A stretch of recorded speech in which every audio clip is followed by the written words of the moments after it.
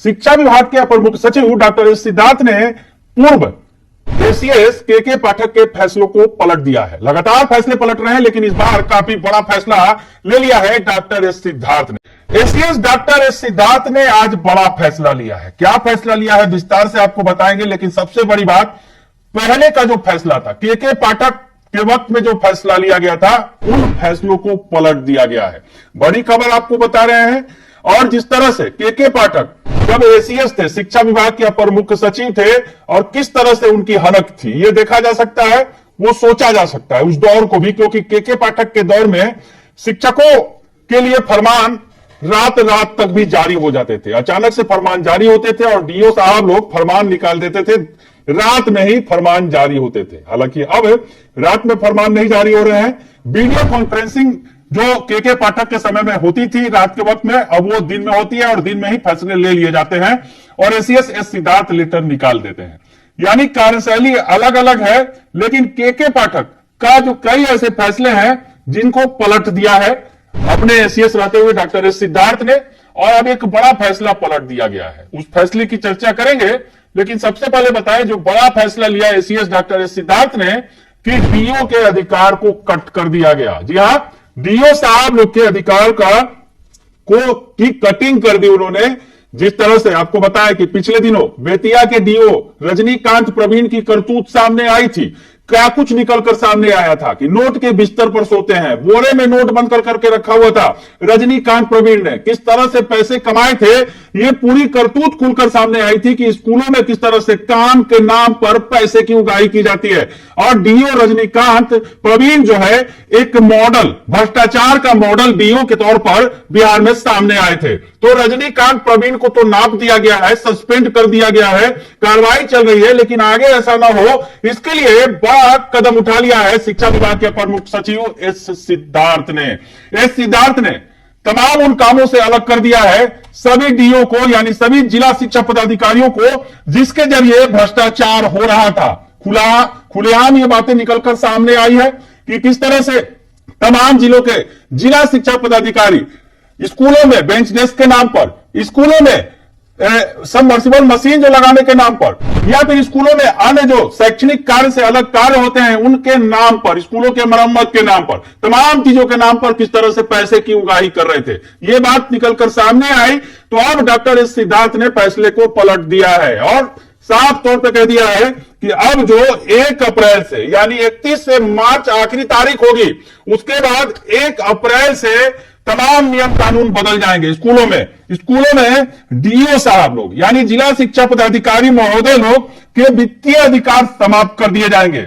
यानी अब उनको केवल शैक्षणिक कार्य पर ही ध्यान देना होगा। जी हां, डीओ साहब लोग पैसा बना रहे थे खूब, इधर उधर निर्माण कार्य के नाम पर, तो स्कूलों में मशीन लगाने के नाम पर, तो बेंच डेस्क के नाम पर, अब तमाम चीजों से उन्हें अलग कर दिया गया। अब केवल शैक्षणिक कार्य पर उनको ध्यान देना होगा कि स्कूलों में पढ़ाई हो रही है कि नहीं, शिक्षक आ रहे हैं कि नहीं, बच्चे आ रहे हैं कि नहीं, ये तमाम चीजें अब डीओ साहब लोग देखेंगे। और बाकी जितने आउटसोर्सिंग से बहाल कर्मी है, सबकी छुट्टी होने जा रही है। इन आउटसोर्सिंग कर्मियों की बहाली के पाठक के वक्त में की गई थी।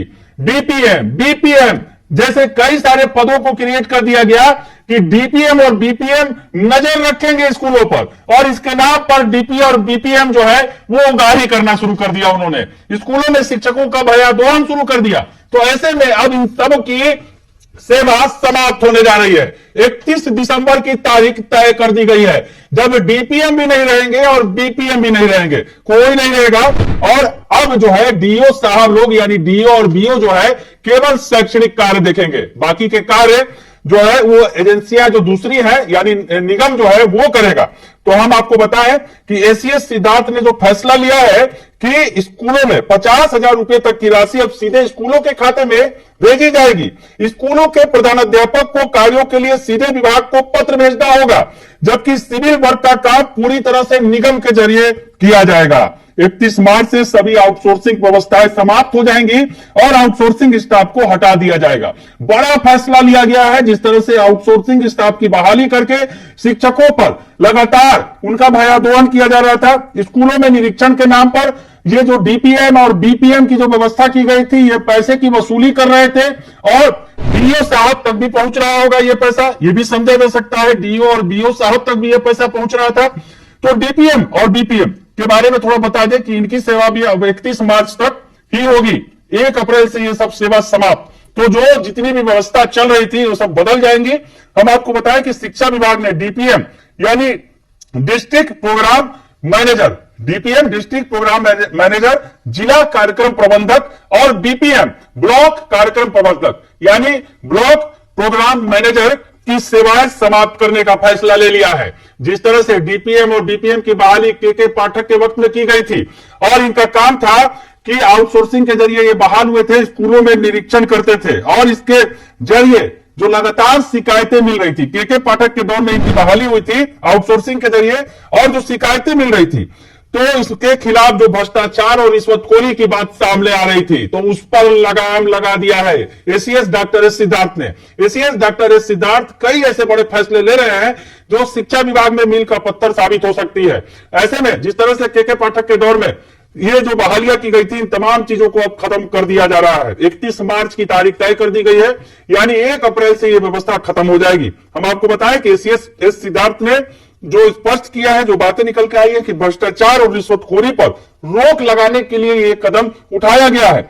उन्होंने एक नया कंट्रोल रूम भी बनाया है जहां 500 से 600 से अधिक शिकायतें प्राप्त होने के बाद यह निर्णय लिया गया है। जो कंट्रोल रूम में ये लगातार जो शिकायतें आ रही थी बीपीएम और डीपीएम के खिलाफ, हालांकि इसके जरिए डीओ साहब भी अपना गोटी अपनी लाल कर रहे थे, तो अब इन तमाम व्यवस्थाओं पर रोक लग जाएगी। डीओ साहब के अधिकार में भी, पावर में भी कट कर दिया है एसीएस डॉक्टर एस सिद्धार्थ ने, यानी अब दूसरे तीसरे काम नहीं देखेंगे, बस उनकी जो बहाली, उनकी जो जवाबदेही होगी डीओ साहब की, वो शिक्षा पर ही केंद्रित होगी। स्कूलों में शिक्षा व्यवस्था सुधरे, स्कूलों में शिक्षक समय पर आए, स्कूलों में बच्चे पढ़ने के लिए आए, अब ये चीजें देखना काम होगा डीओ साहब का, यानी डीओ साहब का तमाम पावर कट हो गया है।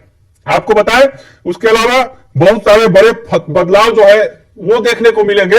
31 मार्च की तारीख तय कर दी गई है। बायोमेट्रिक अटेंडेंस के बारे में भी बड़ा फैसला लिया गया है। 5 जिलों में चल रहा है, मॉडल के तौर पर लागू किया गया है, पटना जिला भी उसमें शामिल है।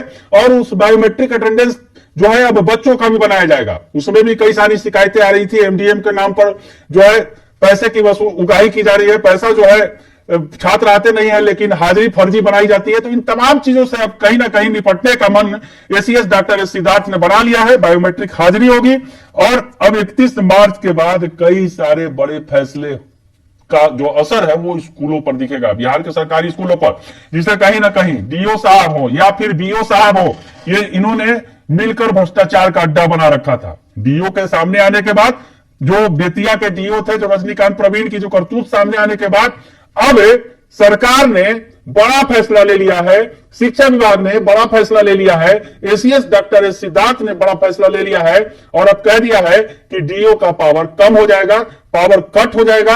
अब उन्हें केवल शिक्षा व्यवस्था पर ही ध्यान देना होगा, बाकी कार्यों से वो मुक्त हो जाएंगे और साथ ही डीपीएम और बीपीएम की सेवा भी समाप्त हो जाएगी, जो भ्रष्टाचारी और रिश्वतखोरी का प्रतीक बनके सामने नजर आ रहे थे और शिकायतों का अंबार लगा था इनके खिलाफ।